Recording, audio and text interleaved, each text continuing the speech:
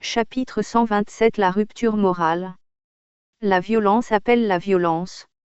C'est une loi ancienne, brutale, immuable. Répondre au mal par le mal ne fait jamais triompher le bien, cela ne fait que renforcer ce que l'on prétend combattre.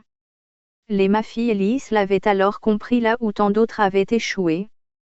Comment une justice pouvait-elle se prétendre juste en utilisant les mêmes outils que les brigands ? Comment espérer apaiser un monde en tenant dans ses mains les instruments même de sa destruction ?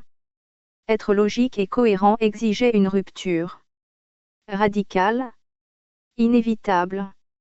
Les gardiens de l'ordre ne pouvaient plus être armés comme des soldats, ni formés comme des combattants.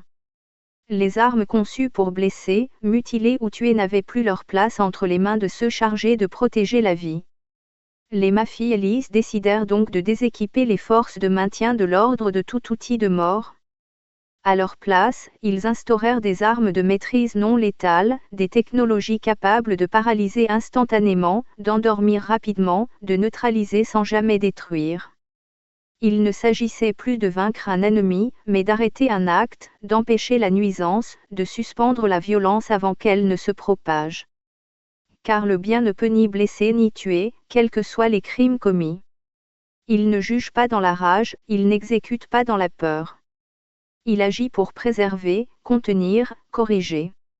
En faisant ce choix, les Maphiélis ne cherchaient pas seulement à réformer l'ordre, ils rendaient au bien ses lettres de noblesse, sa cohérence, sa véritable valeur.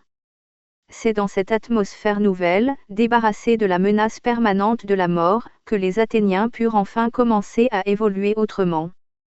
Non plus sous la contrainte, mais dans un espace apaisé, propice à la conscience, à la responsabilité, et à un avenir réellement meilleur.